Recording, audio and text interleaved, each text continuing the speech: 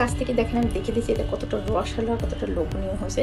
Just বাসায় একবার হলে জীবনে ট্রাই করুন। আসসালামু আলাইকুম ভিউয়ার্স, মজাদার সুস্বাদু একটা রেসিপি নিয়ে হাজির হয়েছি। সেটা হচ্ছে আপনার একটা সারা জীবন চুষি পিঠা বা সেমাই পিঠা দুধ দিয়ে রান্না করে খান। আজ আমি চুষি পিঠা বা সেমাই পিঠা একটা দুধ দিয়ে রান্না করে দেখিয়ে দেবো না, এটা খুব ভিন্ন স্টাইলে এবং ইউনিকভাবে সেটি আমি দেখিয়ে দিচ্ছি। আমি এখানে 2 কাপ পরিমাণে সুজি নিয়েছি। আমি এই কাপে 2 কাপ সুজি নিয়েছি। এখন আমি সুজিগুলোকে ব্লেন্ড করে নেব। তো ভিউয়ার্স দেখেন আমার সুজিটা কিন্তু অলরেডি আমি ব্লেন্ড করে নিয়েছি। তা হালকা হালকা যদি সুজি থাকে তাতে কোনো সমস্যা নেই। 2 কাপ দুধ নিয়েছি, তার মানে হাফ কেজি।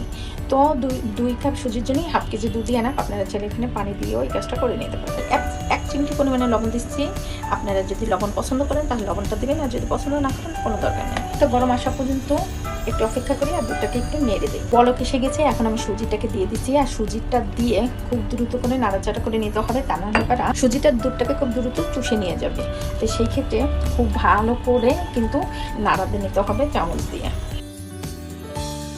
আমার সুজিটা কিন্তু সিদ্ধ হয়ে গিয়েছে, আর এই পর্যায়ে কিন্তু খুবই ঘন নাড়া দিতে হবে। তাতে করে কী হবে, সুজিটা খুবই ভালো, মানে কোথাও যদি সুজির ভিতরে একটু সাদা সাদা অংশ থাকে সেটা কিন্তু সিদ্ধ হয়ে যাবে। এটি কিন্তু আমার সুজিটা কিন্তু সিদ্ধ হয়ে গেছে, আর দেখেন কোথাও কিন্তু কাঁচা নেই। এখন আমি সুজিটাকে নামিয়ে মুছে নিব। এখন প্লেটে ডোটাকে নিয়ে নিলাম, আর এর ভিতরে আমি একটু বাটার নিয়ে নেব। আপনারা চাইলে ঘিটাও দিয়ে দিতে পারেন, তাতে কোনো সমস্যা নেই। আমি বাটার নিয়ে নিচ্ছি, আর বাটারটা আমি গরম ডোটার মধ্যে দিলে কি হবে, বাটারটা কিন্তু সুন্দর গলে যাবে। বাটার দিলে খুব সুন্দর একটা ফ্লেভার আসে, এবং ওই ফ্লেভারেই কিন্তু খাবারের সাথে আরও দুগুণভাবে বাড়িয়ে দেয়। সুজিটাকে খুব সুন্দর করে মুছে নেব। তো আমার কিন্তু ডোটা মুছে নেওয়া হয়ে গিয়েছে। এখন আমি ডোটাকে 2 ভাগে ভাগ করে নেব। একটা ভাগ সাইড করে নিচ্ছি, আর একটা ভাগ দিয়ে আমি সুন্দর পিঠাটাকে তৈরি করে নিচ্ছি। ভিউয়ার্স দেখেন আমি কিছু পিঠা বানিয়ে নিয়েছি, আর আপনাদের দেখিয়ে দিচ্ছি কেচি দিয়ে ওই পিঠাটা খুব সুন্দর হয়। এই দেখেন কতটা সুন্দর হয় কেচি দিয়েও। তা আপনারা চাইলে কেচি দিয়েও সুন্দর করে পিঠাটাকে কেটে নিতে পারেন। আর একভাবেও আমি দেখিয়ে দিচ্ছি, এটি একদম কমন একটা সাবজেক্ট, এটি সবাই পারে, সবাই জানে। এই যে এইভাবে করে কিন্তু লেচি কেটে সুন্দর করে হাত দিয়ে জাস্ট এরকম করে নিয়ে ও পিঠাটাও কিন্তু এভাবে বানিয়ে যায়। এভাবেও দেখেন কত সুন্দর পিঠা হয়। তবে আমার কাছে মনে হয় কেচি থেকে হাত দিয়েই বেটার। তো আমি এই পিঠাটা আমি অন্যরকম বানাবো, তো সেক্ষেত্রে কিন্তু আমার পিঠাটা একটু বড় সাইজেই হবে, একদম সেই দুধে রান্নার মতো ছোট ছোট হবে না কিন্তু। তাই এইভাবে করে আমি সমস্ত পিঠাগুলোকে কেটে নেব। দেখেন আমার পিঠাগুলো খুব সুন্দর করে আমি কেটে নিয়েছি। এখন আমি পিঠাগুলোকে ভাজার জন্য চূড়ায় চলে যাচ্ছি। আমার তেলটা কিন্তু অলরেডি গরম হয়ে গেছে। এখন আমি তেলের ভিতরে পিঠাগুলোকে দিয়ে দিচ্ছি। অল্প করে আমি পিঠাগুলোকে দিয়ে নিই। আর তেলটা কিন্তু একটু বেশ স্পিড থাকবে, মানে খুব গরম থাকবে। আমি সুন্দর করে ভেজে নিচ্ছি। পিঠাগুলো আমি ভেজে নিলাম। এভাবে করে আমি সম্পূর্ণ পিঠাগুলো ভেজে নেব। দেখেন একে একে কিন্তু আমার সবগুলো চুই পিঠা বা সেমাই পিঠা ভাজা হয়ে গেল। তো এই ভাজাটা কিন্তু একটু লাইট করে ভাজবেন, তাহলে পরে বেশি সুন্দর লাগে দেখতে। ক্যামেরায় একটু ডিপ হয়ে গেলে ক্যামেরায় দেখতে একটু কেমন যেন লাগে। এখন আমি পিঠাটাকে সাইড করে রেখে চিনি শিরাটা তৈরি করে নিচ্ছি। আমি চিনি শিরা বানানোর জন্য এখানে আমি 1 কাপ পরিমাণে চিনি, হাফ কাপ পরিমাণে চিনি দিয়ে নিলাম, 1 কাপ পানি দিয়ে নিলাম।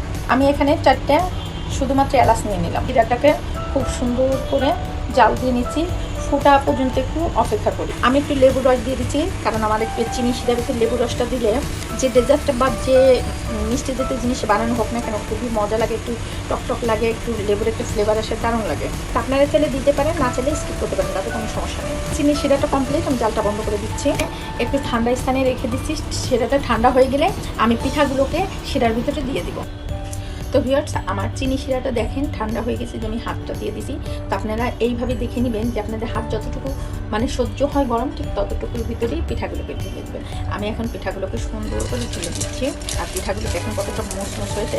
অবশ্য রসের ভিতর দিলে কিন্তু এই মুসমুসটা থাকে না। আমি পিঠাগুলোকে একটু উল্টিয়ে পাল্টিয়ে দিচ্ছি। পিঠাটাকে আমি 10 থেকে 15 মিনিট ভিজিয়ে রাখবো। 10 থেকে 15 মিনিটই বেশি ভিজাতে যাবে না, তাহলে পিঠাটা বেশি সফট হয়ে যাবে। তো আমি 10-15 মিনিট করে ফিরে আসছি। পিঠাটা এখন আমি উঠিয়ে নিচ্ছি। দেখেন কতটা রসালো হয়েছে, আর একদম রসের টইটুম্বুর হয়ে গিয়েছে। তো আমি আবার আপনাদের বলতেছি, পিঠাটাকে কিন্তু খুব বেশি ভিজাতে যাবেন না, তাহলে কিন্তু পিঠাটা একদম নরম ত্যাকত্যাকে হয়ে যাবে, তখন পিঠাটার স্বাদটা ভালো লাগবে না। তো বাসায় জাস্ট একবার এইভাবে ট্রাই করবেন। পিঠাটা খেতে এত দুর্দান্ত লাগে আর এত মজা লাগে। আমরা তো সারাটা জীবনই দুধ দিয়ে ভিজিয়ে এই চুষি পিঠা বা সেমাই পিঠাগুলো রান্না করে খাই। আজকে দুধ ছাড়াই কিন্তু কত মজার করে আমি এই পিঠাটা তৈরি করে দিলাম। এই পিঠাটা কিন্তু একদম জর্দার মতো ঝরঝর হয়েছে। তো এই পিঠাটার নাম কিন্তু আমরা দিতে পারি দুধ ছাড়া। দেখেন মজাদার চষি পিঠা বা সেমাই পিঠার একদম রসালো ঝরঝরে জর্দা। তো এই জর্দাটা কিন্তু আমরা সবাই বাসায় একবার হলে ট্রাই করে খাবো। আর এটা শুধু শীতের সময় খেতে হবে এমন কোনো কথা না, আমরা যে কোনো টাইমে কিন্তু এই পিঠাটা খেতে পারি। তো আমার পিঠাটা কেমন লাগলো অবশ্যই একটু কমেন্টস করে জানিয়ে দিবেন। এখন এর উপর দিয়ে কিছু বাদাম কুচি দিয়ে দিচ্ছি। আপনারা চাইলে কিশমিশ বা পেস্তা বাদাম, কাজু বাদাম যেটাই মন চায় সেটাই দিতে পারেন, তাতে কোনো সমস্যা নয়। আমি এখানে কিছু কাঠবাদাম দিয়ে দিচ্ছি। এটা কেমন লাগলো আপনার কাছে অবশ্যই কমেন্টস করে জানিয়ে দেবেন। আমার চ্যানেলটা যদি এখন সাবস্ক্রাইব করে না থাকেন অবশ্যই সাবস্ক্রাইব করে আমার পাশে থাকবেন। ফেসবুক থেকে দেখতে থাকলে একটা লাইক এবং ফলো দিয়ে আমার সাথে থাকবে। আজ থেকে দেখেন আমি দেখে দিয়েছি এটা কতটা রসালো আর কতটা লোভনীয় হয়েছে। জাস্ট বাসায় একবার হলে জীবনে ট্রাই করবেন। আর চামচ দিয়ে আমি একটু দেখে দিচ্ছি, দেখেন এটা কতটা পারফেক্টলি হয়েছে আর কতটা ঝুরঝুর হয়েছে দেখেন। আপনারা সবাই ভালো থাকবেন, সুস্থ থাকবেন। নতুন নতুন কোনো রেসিপি নিয়ে আবার সামনে হাজির হবো। আল্লাহ হাফেজ।